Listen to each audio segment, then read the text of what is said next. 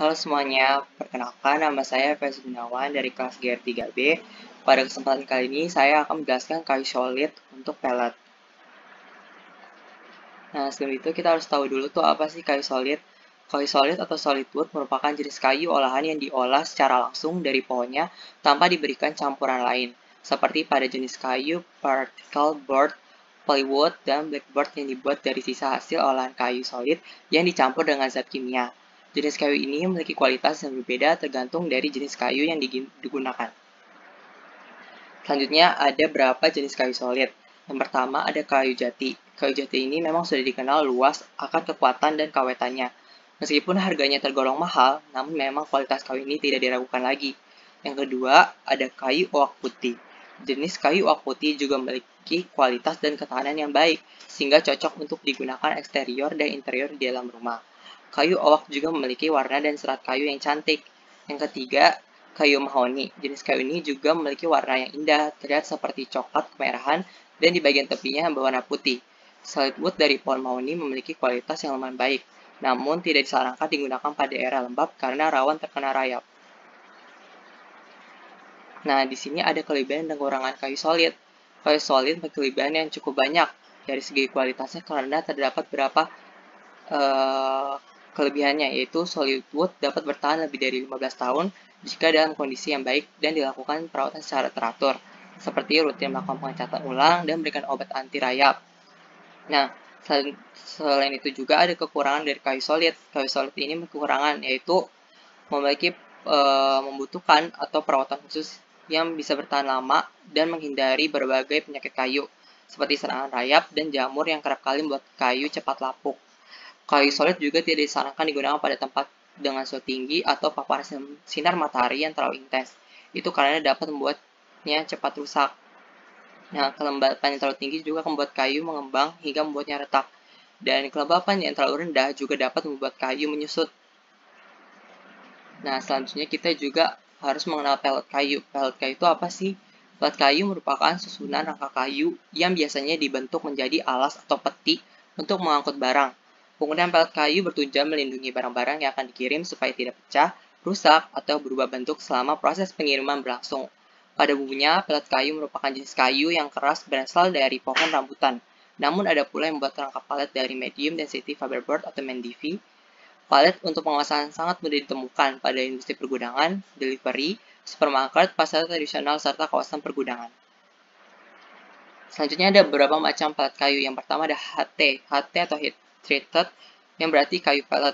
Ini sudah mulai proses pemanasan, sehingga dapat dikatakan bahwa parasit yang ada pada kayu palet sudah hilang.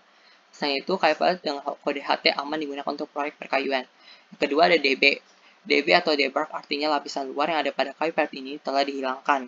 Kayu palet dengan kode DB belum terkena bahan kimia, sehingga kayu palet ini aman untuk digunakan.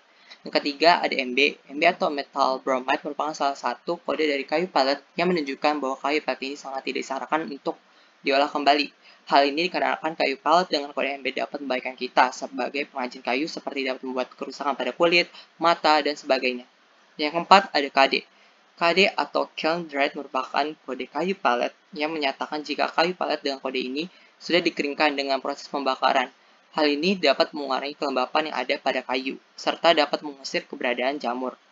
Kayu ini juga aman digunakan.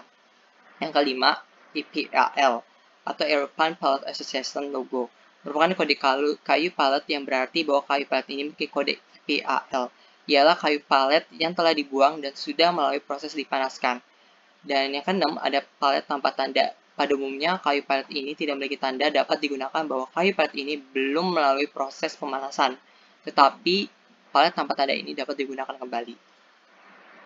Selanjutnya ada jenis-jenis palet kayu, yaitu double face palet palette yang terdiri dari atas dan bawah.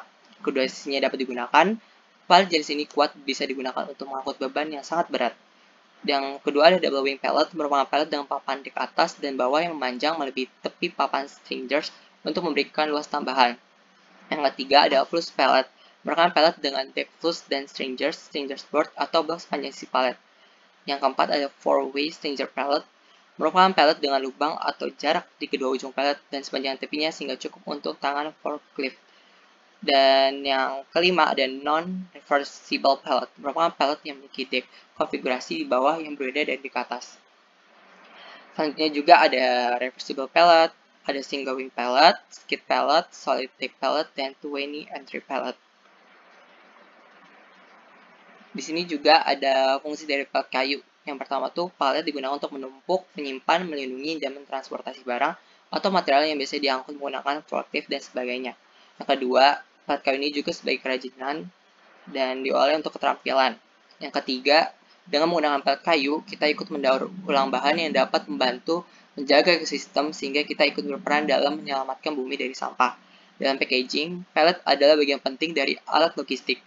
Beberapa sifat dari pellet kayu adalah kuat, durabilitas tinggi, bisa ringan atau berat, dan mampu membawa atau menahan beban berat. Pellet kayu biasanya digunakan di e-commerce, usaha eceran, ekspor, logistik, dan fast-moving consumer goods. Nah, selanjutnya ada kelebihan pellet kayu. Kelebihan pellet kayu itu apa sih? Yang pertama, sangat mudah ditemukan dan persediaannya melimpah. Yang kedua, harganya jauh lebih murah. Yang ketiga, bobotnya ringan. Yang keempat, tampilannya menarik dan cocok dipadukan dengan rumah bernuansa rustik. Yang kelima, mampu menahan beban berat, bahkan dapat mencapai 30 ton.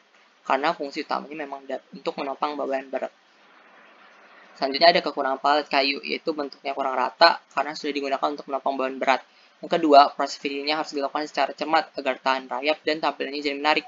Yang ketiga, ukuran bilah-bilah kayunya cenderung kecil sehingga kurang cocok dijadikan bahan furniture berukuran besar.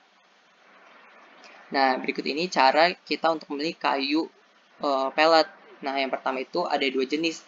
Ada dua jenis itu ada SYP atau pin lumber dan oak. Nah, SYP atau pin lumber sering digunakan untuk membuat pellet karena ketersediaannya yang banyak dan murah. Kayu Southern Yellow Pine atau SYP juga bisa dilakukan clean dry, yaitu proses pengeringan yang dilakukan di ruangan dengan pemanas yang suhunya ditinggikan untuk meringankan kayu tersebut, kemudian menjadi produk yang bersih atau steril untuk digunakan dengan industri yang berhubungan dengan farmasi atau makanan. Yang kedua, ada oak. Oak sering digunakan karena kekuatan dan kesehariannya. Kayu oak sisanya kualitasnya rendah, biasanya digunakan untuk membuat pellet. Oak juga merupakan salah satu spesies kayu yang kuat dan karena kekuatan itu, banyak yang menemukan bahwa dengan menggunakan oak, pellet bisa dibuat dengan struktur yang tipis tetapi memiliki kekuatan yang tinggi. Nah, sekarang kita sudah tahu nih jenis, fungsi, dan bahan pellet kayu. Membeli pellet kayu juga perlu diperhatikan juga. Terkadang sudah terpapar bahan kimia yang bermacam-macam, terpapar jamur, dan lain-lainnya. Pada pellet kayu yang baru ini biasanya diberi stempel heat treated atau HT yang artinya sudah diproses dengan bahan-bahan kimia sehingga bebas dari jamur dan hewan-hewan lainnya. Karena sudah diberi bahan-bahan kimia untuk pemeriksaan pellet kayu sebaiknya tidak digunakan sebagai kayu bakar. Sekian dari presentasi saya. Jika ada salah kata, mohon dimaafkan. Terima kasih.